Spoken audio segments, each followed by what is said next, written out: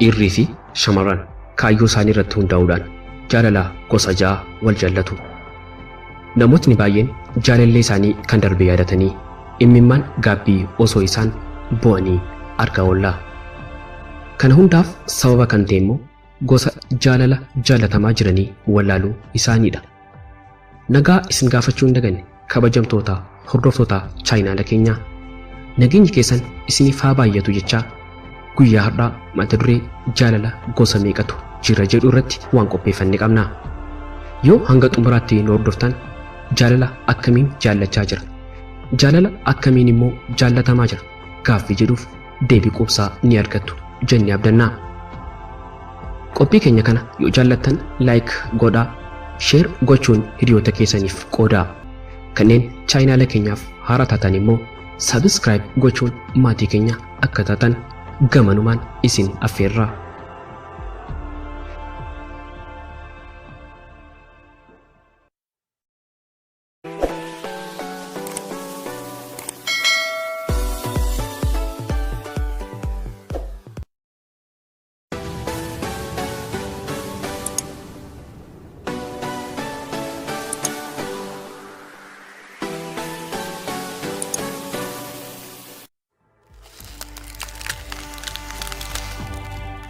Dhiirrii fi shamarran kaayyoo isaanii irratti hundaa'uudhaan jaalala gosa ja'a wal jaallatu.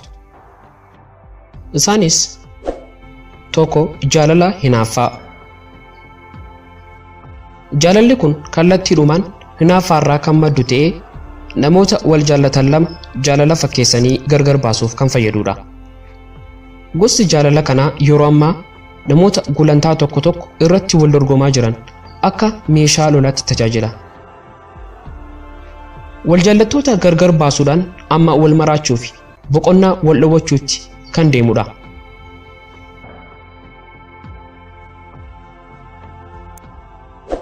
Lama jaalala faayidaa. Jaalalli kun immoo dhiirri tokko yookiin durbi faayidaa addaa argachuuf jedhanii kan wal jaallatanidha. Jaalalli kun jaalala hundee hin qabnedha. Sababni isaas dhiirri yookaan shamarreen kun bu'aa mataa isaa gonfachuuf malee dhiira yookaan dubara sana jaallatee fiiguu miti. Bor faayidaa sana yoo hin argatiin yookiin immoo faayidaa sana eega argataniin booda haalduree tokko malee intala yookaan dhiira sana dhiisu. Sadii jaalala haalaa. Jaalalli kun kan hundaa'u haala battala sana uumamu waabeffateeti. Fakkeenyaaf qaamotni wal jaallatan kunniin sababii hojiif jecha walitti dhiyaatu yoo ta'e salphumatti jaalala keessatti kufuu danda'u. Isaan kunniin ulaagaa jaalalaa guutaniif wal jaallatu osoo hin taane yeroo baay'ee qaamaan waan wal bira oolaniif jecha wal jaallatu. Gabaabumatti haala yeroo sanaa to'achuuf wal jaallatu. Jaalalli kunis jaalala hundee hin qabne jalatti ramadama. Sababni isaas haalli walitti isaan fide sun yoo jijjiirame salphumatti wal dhiisanii wal irraanfatu. Kun jaalala yuunivarsiitii keessatti baay'ee beekamee jirudha.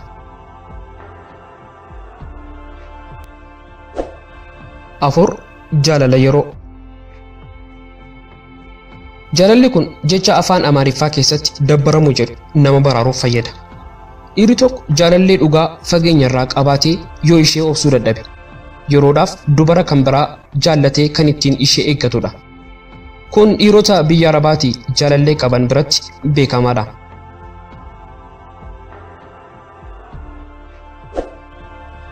Shan jaalala kaayyoo. Kun gosa jaalalaa keessaa kaayyoo dhugaaf isa hundaa'edha. Dhiirri tokko dubara tokko fuudhuuf eega murteesseen booda kan jaallatudha. Jaalalli kun qixa hundumaatiin iyyuu guutuu waan ta'eef salphaatti hin fashalaa'u. Amma danda'amaa ta'etti gufuu fi sakaallaa hunda darbuuf tattaafata. Sababoota garaa garaatiin danqamee osoo hin milkaa'in yoo hafellee godaannisa ta'ee keessa namaatti hafa. Ja'a jaalala bakka bu'iinsaa. Jaalalli kun kan hundaa'u dhiirri tokko dubara tokko dhugaadhaan jaallatee gaafatee isheen garuu yoo isa didde bakka ishee kan biraa buufachuuf jedhee dubara kan biraa yoo jaallatudha. Jaalalli kun jalqabaa akka jaalala yerootti kan hundaa'u yoo ta'u turtii keessa gara jaalala kaayyoo qabeessaatti jijjiiramuu danda'a. Egaa walumaa galatti kabajamtootaaf hordoftoota keenya jaalatamus ta'e jaallachuun keessan gaariidha. Garuu jaalala akkamiin jaallachaa jira?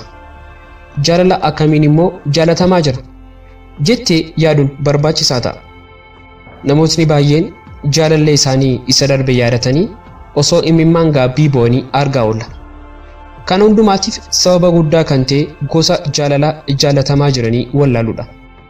Yeroo tokko tokko dubartoonni keenya dhiira jaalala hin beekne harkatti kufanii yeroo miidhaman akkasumas immoo dhiira dhugaadhaan isaan jaallate shakkanii harkaa sigiggaatanii yeroo kufanii agarra. Asi garuu obboleettii koo qaamni sin jaalladha sin jedhu 99 yoo ta'e iyyuu achi keessaa kan dhugaan si jaallatu muraasa. Inni kaan waan haalli itti toleef si jaallata. Inni kaan faayidaa addaa argachuuf. Inni kaan yeroo sitti dabarfachuuf si jaallata.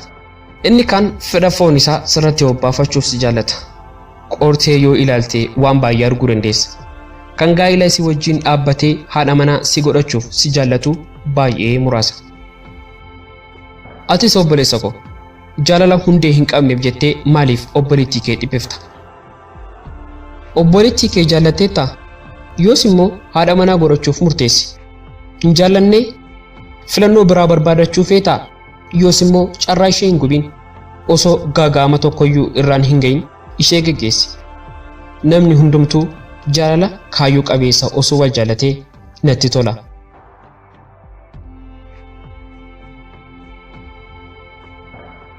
Egaan kabajamtootaa fi hordoftoota chaanala keenyaa hanga xumuraatti waan nu hordoftaniif galanni keenya guddaadha. Qophii keenyatti yoo gammaddan laayik godhaa.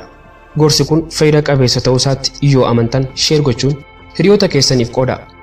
Gorsa jaalala garaa garaa dabalatee odeeffannoolee fi seenaalee barnoota qaban argachuuf chaanala keenya subscribe gochuun maatii nuuf ta'a. Isiniin jecha qophii biroon hanga walitti deebinutti nagaan nuuf turaa.